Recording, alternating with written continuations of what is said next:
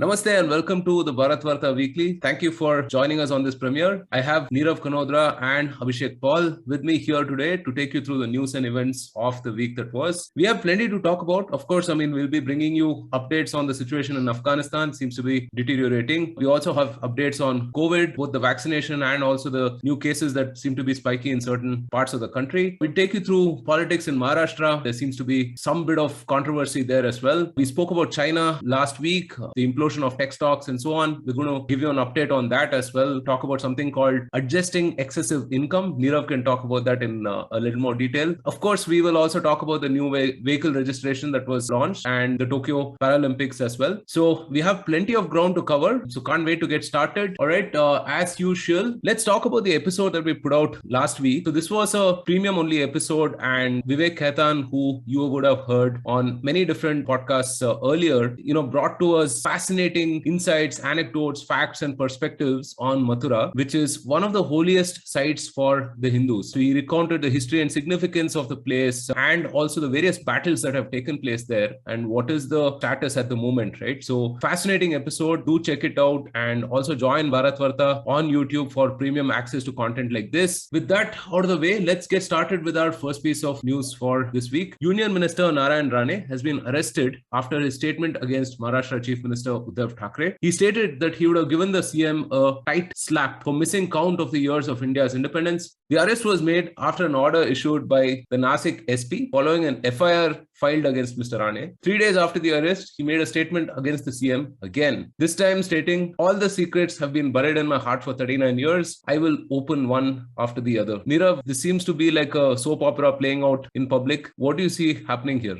Maharashtra has 4 political parties, and it's going to be a complex dance leading into the BMC election in Feb 2022. So Narayan Rane is actually an ex-Shiv Sena chief minister. After that, he's gone to the Congress, and now he's moved to BJP. The thing over here is that no one really spoke a lot about Uddhav Thackeray's Independence Day speech, and his blooper over there. And Narayan Rane made the comment about him giving a tight slap in a small rally in Raigad. This would not have blown out of proportion had it not been for the FIR launched against him. And so he's been booked under the IPC section 500 for defamation, 505 for promoting mischief, 153 for remarks likely to cause disharmony, enmity or hatred. Rane has already been released, posting a bail of like 15,000 rupees, right? What has happened is, I would compare it to like the Streisand effect on the internet. When you try to suppress something, it actually becomes more popular inadvertently. And here, Narayan Rane, who has been politician and strongman in the Konkan region of Maharashtra, is not only made popular all across Maharashtra, but all across the country. And the CM's blooper, which would have gone unnoticed, has actually come to the forefront. I think we'll see more of such barbs going each way. And I think it's just, let's take the popcorn and watch the show as it unfolds. Right. Fantastic. Entertaining for sure. Let's move to some geopolitics now. Earlier this week, 2 suicide bombers and gunmen attacked the Kabul airport. The attack killed at least 60 Afghans and 13 US troops. IS offshoot Islamic State Khorasan province were found to be responsible for the attack. The US government responded by launching a drone strike against a planner of the Islamic State attack. The strike took place in Nangarhar province, east of Kabul and bordering Pakistan, and was reported to be successful. Abhishek, for more than a couple of weeks now, we've been bringing updates on the Afghanistan situation. It seems to be deteriorating, right? Yes, so this was a tragic attack near the Kabul airport, which has led to the death of many people, right? 13 US Marines, and the death toll count is uncertain, but some estimates say as high as 180. So now what has happened is there is a lot of focus on A, who did the attack, B, which is ISIS-K, and B, what is their relationship with Taliban, and C, what will be like the reaction of the United States to it. Just to go one by one on each of them briefly, ISIS-K is like a terrorist group operating in Afghanistan, parts of Western Pakistan and other parts of Central Asia, which got formed in 2015. Not very clear as to what are their exact links with the original ISIS group, but they tend to have the similar sort of ideology being talked about as even basically going for a much more hardline stance than even groups like Taliban. They have been conducting numerous terror attacks over the last 5-6 years, including one very lethal attack this year itself near a girls' school in Afghanistan. So now the question is, how does this impact the current Taliban regime change that is ongoing? And the consensus seems to be that Taliban are probably not linked directly to this attack because they would not have wanted this to happen while this transition of government was happening. And it is also reported that ISIS-K fighters who are primarily coming from Pakistan have been, fighting locally with the Taliban fighters for a certain period of time. So these two groups are probably rival groups. And finally, in terms of the response, as you said, the US has launched a drone attack in retaliation, taking out one or two mid-level planners of ISIS-K. But we have to wait and see what more retaliation happens. As the deadline for the US complete withdrawal comes close, I think it's expected that by the end of the month, all US will be leaving. And we have to see how many actually people are left behind, those that needed to be evacuated. And we need to see what more leverage and how much command and control the US retains in order to carry out any retaliatory attack. Because there are reports coming out that there are some more attacks expected in the next few days as this final stage of evacuation and withdrawal continues. Yeah, today I think President Biden has come out with a statement that another attack is unlikely, right? Which means the probability for the inverse has just shot up, right? I mean, in all of our estimates. Keeping with international news, amidst China's tech crackdown, Xi Jinping has emphasized the need for adjusting to, quote, excessive income. Chinese tech stocks have been undergoing a roller coaster ride of rallies and drops due to market shocks. The Chinese state-owned media is attempting image control by coining new phrases to explain the clampdowns. Nirav, we spoke about this last week as well. We're seeing social engineering at a remarkable scale, right? So what is really happening here? What the Chinese president in last week's meeting of the Central Finance and Economics Committee, he has emphasized adjusting excessive income, and he's used the phrase promotion of common prosperity. Now, this phrase was first used by Chairman Mao, and then it has also been used by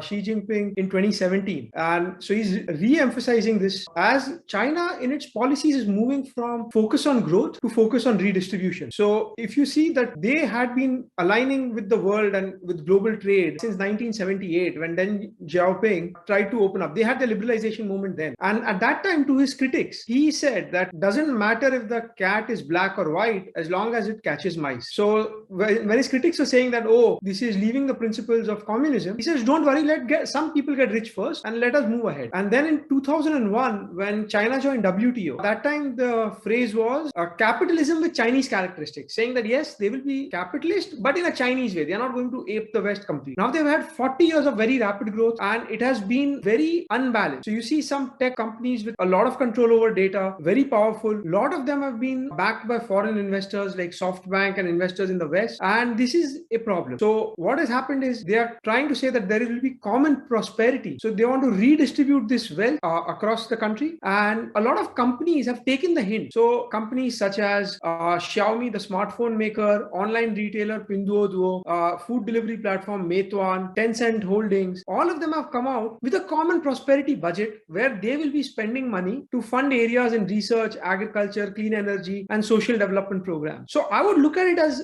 a form of additional taxation at this particular sector.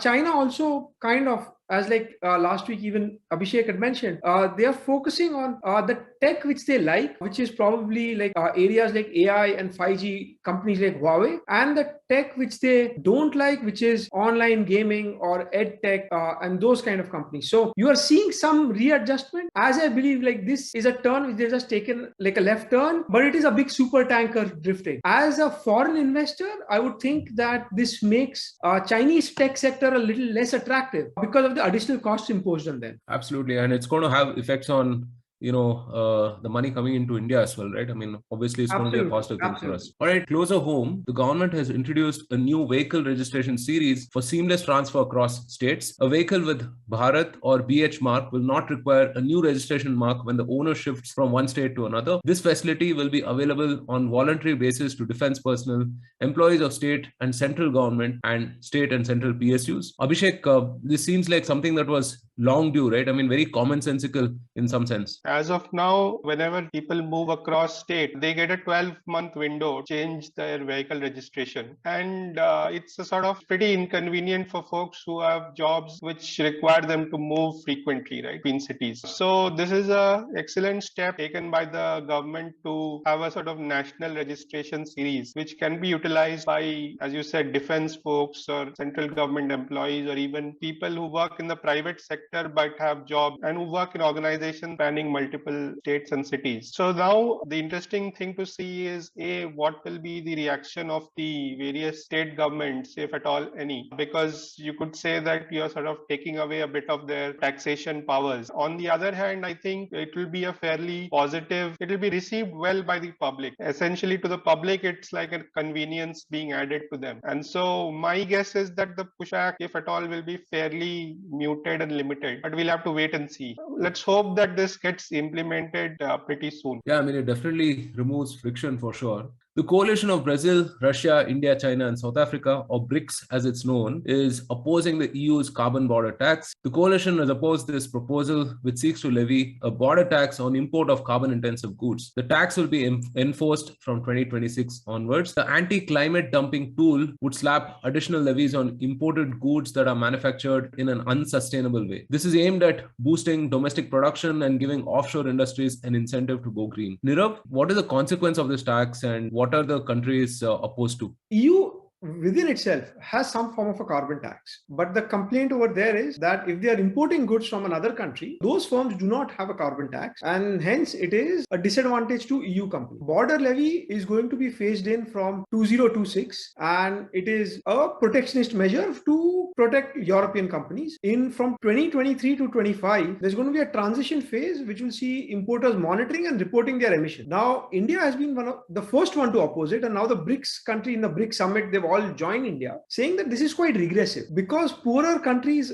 are lagging behind in transition to cleaner energy. EU has been on the forefront, and hence this is very regressive. So while India is working towards zero emissions, India does want to phase out a lot of the polluting industries and usage of coal. But at the current moment, a lot of India's power is generated by coal, and paying such a tax would cripple India's exports. So I think this is definitely like an unfair policy. If you look, the European countries are still emitting per capita a lot more emissions than the poorer countries. So to expect poorer countries to pay up a higher tax kind of is regressive. And that's why, so once you have a forum, and here the BRICS forum is a nice place to voice your concerns against unequal policies, probably we will see some sort of this policy being watered down or pushed back further. So I think it's a very good step. This is India taking leadership over here, which is a great thing. Yeah, I'd urge all the listeners to check out the episode we did with Sri Jayant Sinha as well, where, we spoke about net zero emissions, and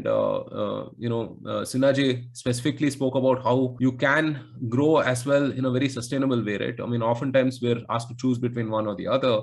So yeah, a lot of related insights on that episode. Do check it out. In other news, while COVID vaccinations have been going on at a tremendous pace, there are also some worrying spikes in parts of India. India on Friday administered over 1 crore vaccine doses under the nationwide vaccination drive. This is the highest ever vaccination achieved in a single day since the start of the vaccination. On the other side of the coin, Kerala reported 13,500 cases per day in July and almost 19,500 daily cases in August. The state accounted for 70% of the new cases on Saturday. Abhishek, what do you see happening? I mean, it's at one end you see like extreme positivity, and at the other end, I mean, there seems to be no respite at all. So on the vaccine front, pretty good news coming out in terms of vaccine delivery. Our pace has picked up significantly. So while in May we were doing about 19 lakh vaccines per day, in June and July we were about 40 to 43 lakh. For this month, our average is closer to 60 lakhs, right? Around 57, 58 lakhs right now, which is very impressive. And as our vaccine sort of pace has increased, the gap taken for the number of days for every 10 crore is like falling, right? So we did our first 10 crore vaccines in like 85 days, while it took just 19 days for us to move from say 50 to 60 crores. Right now, I think we are close to 63 crores. So I think the basic goal of the government is to vaccinate all adults by the end of the year. We look to be closing in on that target. I think there will come up a point soon where the population unvaccinated will be those who are basically hesitant to take. But basically, we have to move to a point where at least we have no shortage of supply, and it's finally the last mile, right? Those last 2 out of 10 people who will be sort of hesitating to take the vaccine. But till then, it makes sense for India to push on really hard. On the state level, as you said, cases, Kerala is a distinct outlier right now, and so the Kerala story has been pretty interesting in how it has played out in terms of the numbers as well as the perception in the media. So last year, at the start of the pandemic, Kerala managed to do really well to keep the case count very low, much lower than the average. And it was sort of very well spoken of in the media in terms of their health minister getting a lot of kudos and a lot of talk of the Kerala model. It finally took Onam 2020 for basically the first spike to happen in Kerala, which was considerable period of time after when the cases had spiked in the rest of the country. Now this year, what has happened is while the big second wave of April, May coincided for both Kerala and the rest of the country. Since then, June, July, August, while cases in the rest of the country have plunged, Kerala cases are not going down to that extent, and in fact are pretty close to their peak. So like they had a peak in May of around 43,000 cases. They are now back to around 30,000 plus in the last few days. So that is quite a substantial number. Now, of course, portion of the media is spinning this also as a virtue, saying that they're able to capture cases much better than the rest of the country, while the others are doing an undercounting. Now, you can't be right on both counts, that you had low cases and that was great last year, and you have high cases and that is great this year. So they have to decide which year their performance is actually good. That aside, what is true and that cannot be denied is that, let's say, if you look at a metric like deaths per day, that is significantly higher this year for Kerala than last year, right? Or even earlier parts of this year. So that is something that they cannot deny. It is correct that Kerala has a pretty decent healthcare system. So they have been able to sort of deal with the surge much better than what many other states would have had if the similar sort of volume of cases would have continued. They need to get their act together pretty soon, because ultimately this trade-off of having large number of cases versus opening up will come up, right? If the cases start rise even more, they'll have to think of more stringent lockdowns, and that is not something anyone wants, because ultimately we need to open up, the economy needs to get going. Apparently there's something called a triple lockdown that has been imposed in certain sections of Kerala, right? Okay, moving on. It's not a particularly good time if you are a cricket fan, but then the Tokyo 2021 Paralympics are underway and some Indian athletes are already in the spotlight. Table tennis player Bhavina Patel continued her winning spree at the Tokyo Paralympics, and also Indian archer Rakesh Kumar has done really, really well as well. So Nirav, who do we have to watch out for? Yeah, so actually earlier today, Bhavina Patel got the silver medal. She lost in the finals, unfortunately, to Chinese player Inju.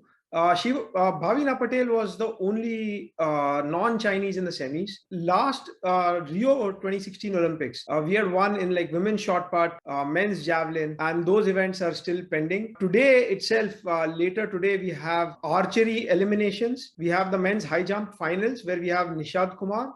We have the men's discus throw in the finals where we have Vinod Kumar. So it's a good continuation from like the Tokyo Olympics, where in Paralympics we see that even differently able athletes are making their mark, and it's also very encouraging for everyone to take up sport regardless of their abilities. I think India has been a sports watching nation, and hopefully we transition to becoming a sports playing nation. And finally, to round things off, Finance Minister Nirmala Sitharamanji has launched a national monetization pipeline. The plan aims to monetize rupees 6 trillion of brownfield infrastructure assets over a period of 4 years. Among the projects, the government has also identified 26,700 kilometers of roads, 400 railway stations, 90 passenger trains, 28,600 kilometers of transmission lines, BharatNet fiber network, and BSNL, MTNL towers as well. Abhishek, Twitter should rejoice, right? I mean, this is something that people have been talking about for years and years. What do you think? Yeah, so this is a sort of semi-privatization kind of an initiative. It's not something which is totally new or unique. I mean, we've had this model before, but probably in ad hoc ways. Basically, the concept is very simple. The government,